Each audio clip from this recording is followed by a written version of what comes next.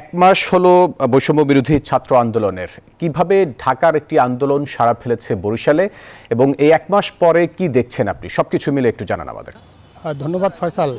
আপনি জানেন যে গত জুলাই যে বিপ্লব, সেটার এক মাস পূর্তি, অর্থাৎ 5 তারিখ, গত 5 আগস্ট থেকে আজকে এক মাস পূর্ণ হলো। যেভাবে ঢাকা থেকে এই আন্দোলনটি বরিশাল সহ সারা দেশে ছড়িয়ে পড়েছিল বৈষম্য বিরোধী ছাত্র আন্দোলন এবং পরবর্তীতে ছাত্র জনতার যে আন্দোলন, সেই আন্দোলনে আমরা যে জায়গাটিতে আছি এখন, এটি হচ্ছে মূলত বরিশালে যে 5 তারিখের যে বরিশাল সিটি কর্পোরেশন এনএক্স ভবনের যে ধ্বংস, সেটা আমরা সেই জায়গাটিতে আছি।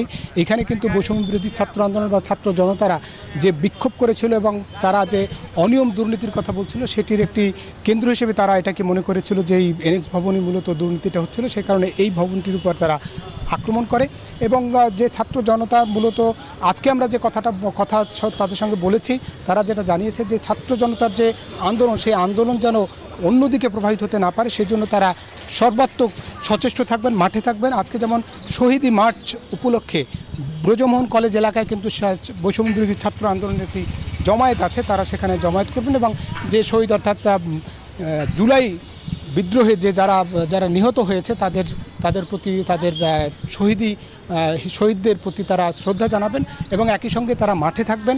যেটা আমরা আরও জানতে পেরেছি যে শুক্রবার থেকে যে সারা দেশে বৈষম্য বিরোধী ছাত্র আন্দোলনের নেতারা, অর্থাৎ কেন্দ্রীয় নেতারা যে বিভাগীয় এলাকা পরিদর্শন করবেন এবং সেই কর্মসূচিও তাদের রয়েছে, সেটা নিয়েও তারা এই আন্দোলনের সঙ্গে একই সঙ্গে আজকে যেহেতু জমায়েত হবে এবং জমায়েত শেষে তারা সেই কর্মসূচির কথাও তারা জানিয়েছেন এবং তারা বলছেন যে ছাত্র জনতার যে আন্দোলন, সেই আন্দোলন মূলত নতুন বাংলাদেশ বিনির্মাণের জন্য তারা যে আন্দোলন করেছেন, সেই আন্দোলন যেন কোনোভাবেই ভিন্ন দিকে কেউ নিয়ে যেতে না পারে, সেজন্য তারা সচেষ্ট থাকবেন এবং তারা এটিকে মূলত বাংলাদেশকে একটি নবজাগরণ হিসেবে তারা দেখেছেন।